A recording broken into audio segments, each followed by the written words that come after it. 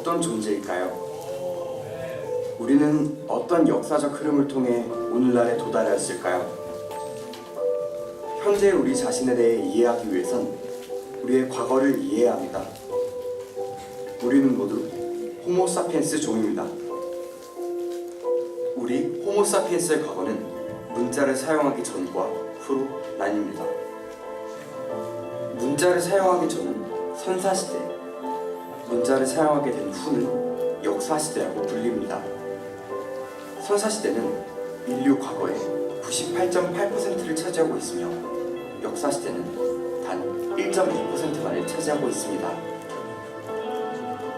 하지만 대부분의 사람들이 가지고 있는 선사시대에 대한 이해도는 역사시대에 비해 훨씬 떨어집니다.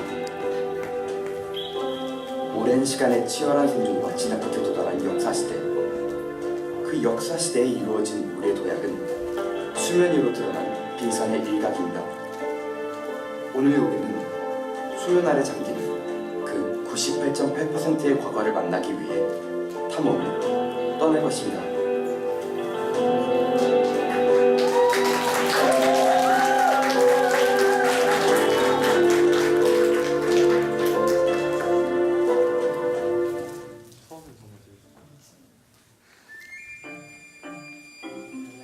어떻게 우리 인간은 전 세계로 퍼져 번성할 수 있었을까요? 어떻게 우리 인간은 울창한 밀림을 도시로 만들고 달로 우주선을 쏘아 올릴 수 있었을까요? 지구상에 있는 수많은 동물 중에 어떻게 인간만이 지금의 문명을 건설할 수 있었을까요? 그 질문의 해답을 찾기 위해 시간을 되돌려 40만 년 전 한반도 중부 지역의 호모 에릭투스를 만나러 가보겠습니다.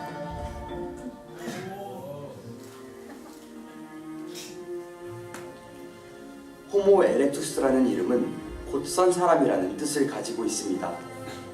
약 170만 년 전을 기점으로 우리 인류의 조상들은 완전히 두 발로 설 수 있었습니다.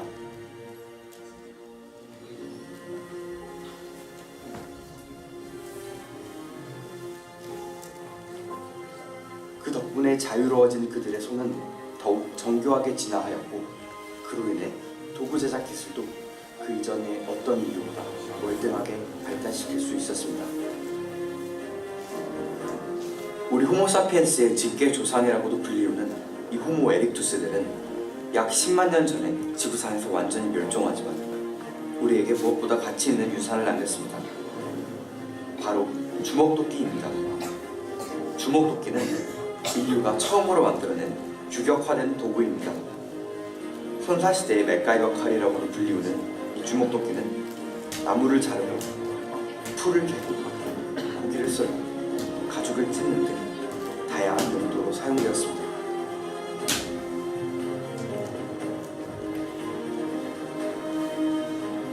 이 주먹도끼를 만들기 위해서는 지능적이고 계획적으로 행동해야 합니다. 먼저 까다로운 기준을 가지고 재료를 선택해야 합니다. 날카로운 깨진 면을 얻기 위해서는 돌의 입자가 세밀하면서도 강도가 높아 단단해야 합니다. 또한 결대로 갈라져버리지 않도록 결이 없고 형태가 적당한 돌을 선택해야 합니다. 한반도에 살았던 구석기인들은 이런 조건을 충족하는 돌 중 하나인 규암을 흔히 사용하였습니다. 규암은 강가에서 어렵지 않게 찾을 수 있습니다. 주먹도끼를 만들기 위해서는 직접 타격 기법을 사용해야 합니다.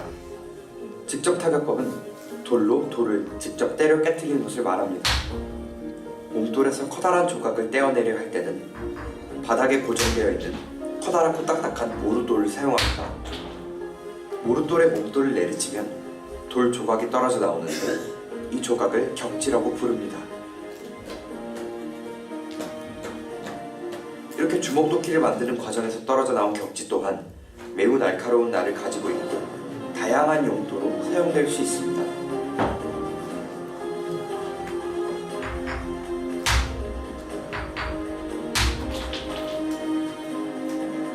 이렇게 모루돌을 사용한 1차 가공이 끝나면 주먹도끼의 날 부분을 가공하기 위해 망치돌을 사용하게 됩니다. 망치돌은 손에 쥐고 석재를 때려 가공할 때 사용하는데 강변에서 찾을 수 있는 둥근 공 모양의 딱딱한 자갈돌은 훌륭한 망치돌로 사용될 수 있습니다.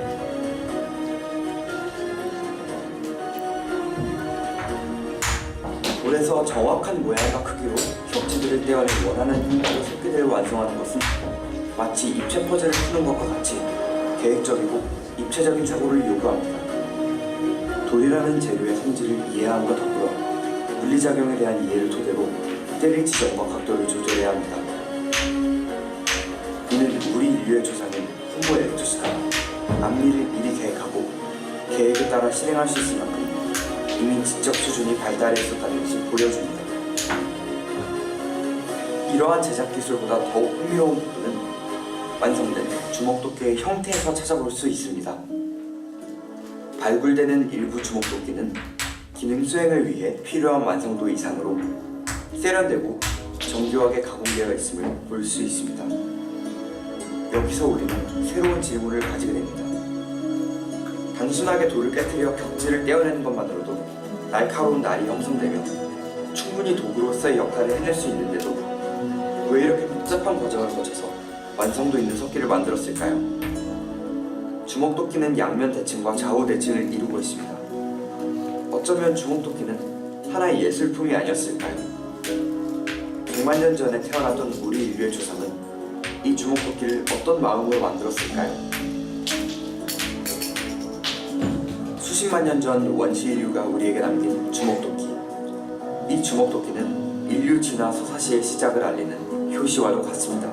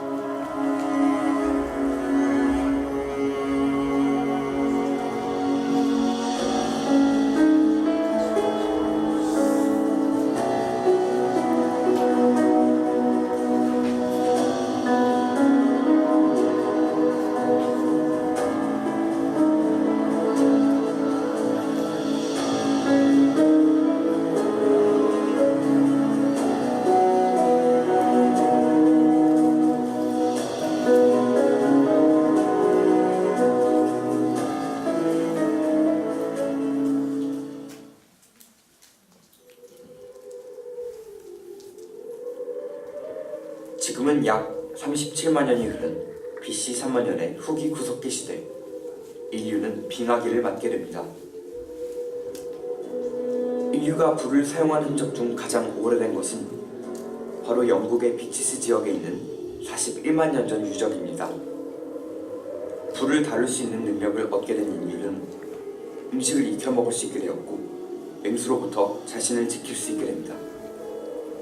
특히 빙하기에 생존했던 선사이들에게 있어서 모닥불은 추위를 버티기 위해 필수적이었습니다.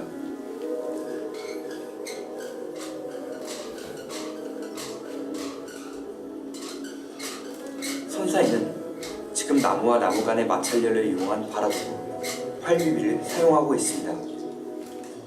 그러나 활비비가 거세게 내리고 있는 눈에 젖어버려서 사용이 불가능한 상태가 되어버린 듯합니다.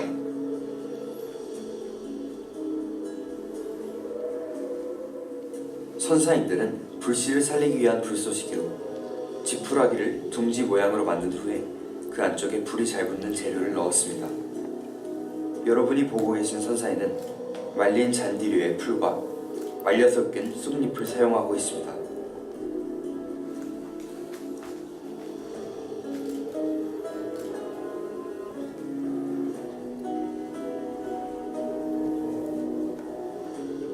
석영이나 규황과 같은 규산 함량이 높은 단단한 돌로 철이 함유되어 있는 황철석을 내리치면 부딪히면서 긁혀나간 미세한 철의 분말이 타격열에 의해 공기 중에서 발화하며 불똥이 일어납니다.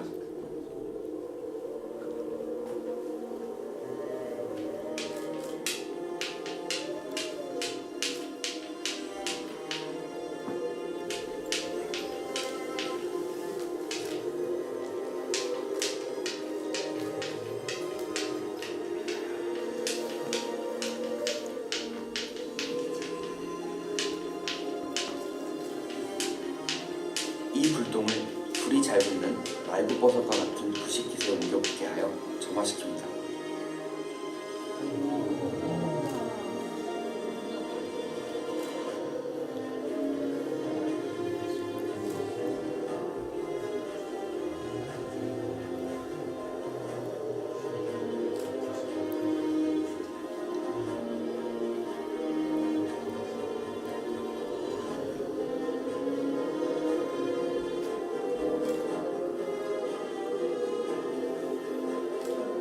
점화된 버섯을 둥지에 넣은 후에 적당한 세기의 바람을 지속적으로 불어넣어주면 불꽃이 부식깃을 타고 확산되다가 둥지 안쪽에 열이 일정량 이상 모이게 되고 한 번에 불이 붙게 됩니다.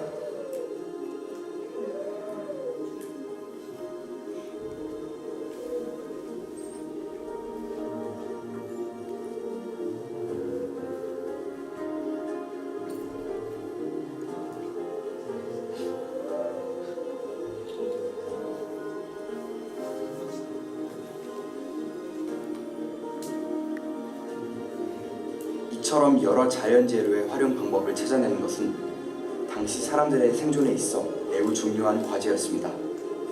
새로운 발견이 이루어질 때마다 후대에서 후대로 전승되며 점차 진화하였고 결국 오늘날 이루어진 기술 발전의 씨앗이 됩니다.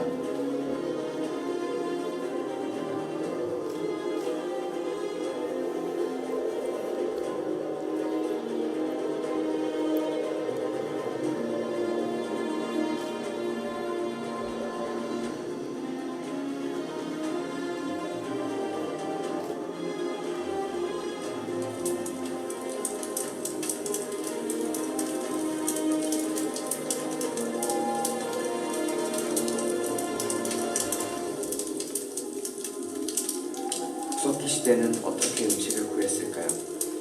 구석기 시대에는 수렵 채집을 통해 음식을 구했습니다.